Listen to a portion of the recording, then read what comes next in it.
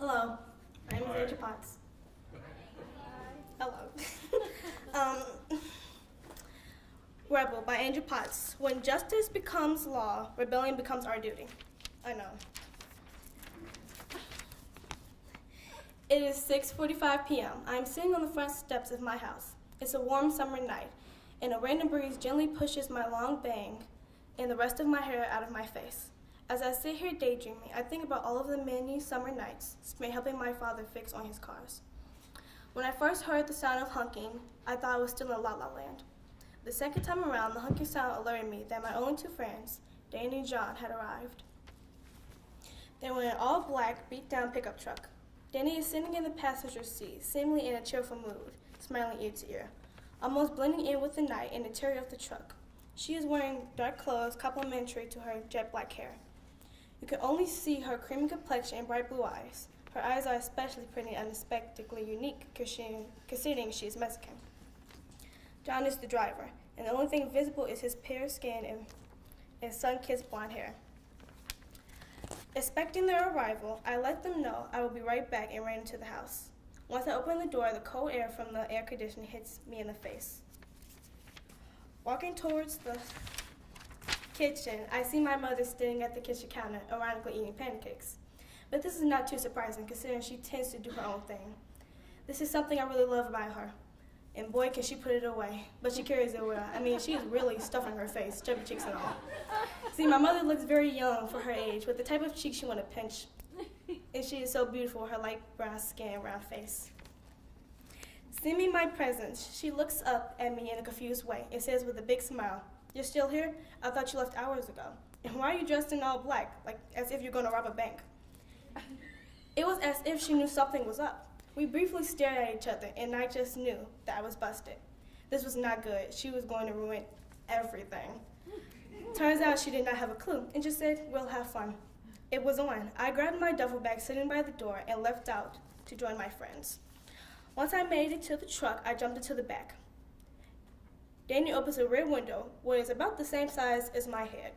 Simultaneously to me unzipping the duffel bag right before she can say anything, I handed her sunglasses for herself and a black skull cap for John. They both put them on. And then John takes his eyes off the road and asks, "So what are we doing?" Johnny jabs him in the side and says, "Excuse me, keep your eyes on the road. All I need you to do is drive." John is normally argumentative, but proves wise enough to just do as he says.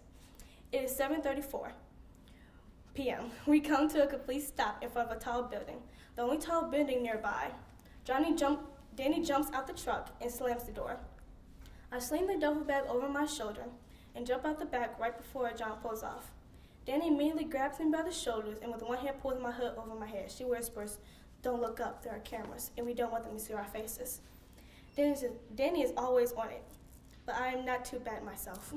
I whisper back, "Go in my bag. There are some masks we can put on to cover up our faces." So here we are, two ride-or-die chicks, canvassing the location wearing theatrical masks, flush tone-colored masks with red lips and rosy cheeks.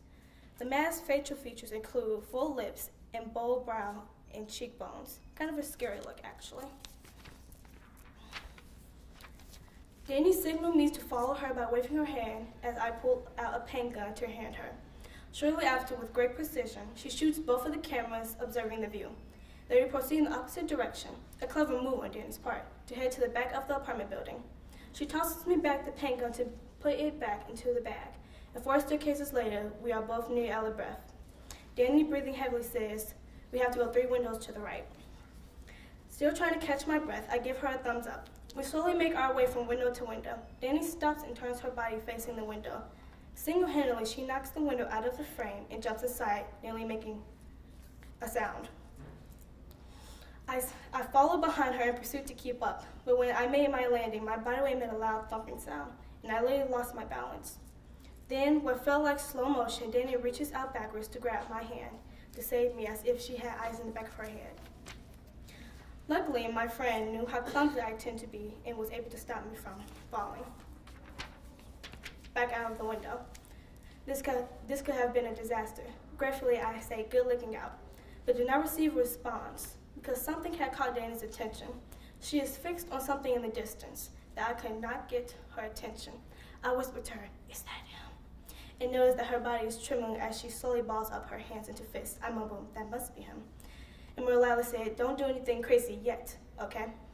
She nods in agreement and takes a few steps back. I laugh lightly as a sigh of relief, walking closer to confirm what I think she saw in the bedroom. Without turning around as I speak to her, I ask Dan to check and see if anyone else is in the other rooms of the apartment, but she is not responsive. I turn to see why she is so silent, only to discover her standing there totally motionless with very still eyes. I had to walk up to her and smack her in the face to get her attention, ready to tussle with my guard up, just blinking a few times, and a moment later says, "Thank you, I needed that," and proceeds to check out the rest of the apartment. At the threshold of the bedroom, I unload everything from the duffel bag, including various tracking devices, paint guns, rope, spray paints, paint brushes, mixed paint colors, and a black hoodie and some candy. Danny comes back overseeing all of the stuff on the floor, focusing mostly on the various trackers. She then hands me one of the trackers that is microscopic and a liquid from combined with amnesia, and says, "You know what to do." I then enter the bedroom, effectively putting the man laying down in the bed into a chokehold he could not get out of while holding him down to stick him with the needle. He struggles for a bit, but the drug did not take long to work, and the tracking device was successfully ejected. All along, Danny has gone back outside to put a tracking device under what she believes is his car. Coming back in, then together we planted the rest of the trackers aside of the watch he was wearing, soles of his shoes, and the lining of his coat hanging nearby the front door. It is 10:15 p.m. George Zimmerman now lays in his bed with a black hoodie on covering his head and a pack of Skittles in his hand. His karma has indeed come full circle. Dan and I finished up the last part of our mission and left the premises. We walked back to the front where John is hidden in plain sight, sitting in the truck eating, of all things, pancakes. Danny interrupts his meal by banging on the passenger side window for him to pop the lock so she can hop in as I jump in the back. John pulls off without being able to finish his meal, and after a significant amount of time, we make it across the border.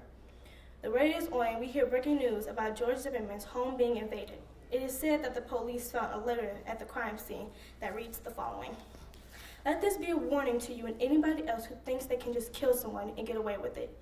People are meant to produce life, and we have no right to take a life. Try to harm someone else again and see what will happen. Beware, we will be watching you, and if you ever get out of hand again, I'm going to release your whereabouts to the media. Now try me if you want to. We the people will hold you accountable for your actions even if the justice system continues to fail us. Do not think for a second you get off easily because you would have been better off in jail. Word is my bond. If I have to hunt you like the ghost of your victim, I will. But I'm not going to stoop down to your level and become a murderer." According to Fox News, they say no one really knows who sought revenge against Zimmerman. But there is definitely a lasting impression from the mural of Trayvon Martin painted on Zimmerman's bedroom wall. It is now confirmed that at least one of the suspect name is Rebel. I happily close my laptop as a gush of wind blows my hair all over the place into my face and tap the window of the pickup truck and ask Danny and John, so who's next? The end for now.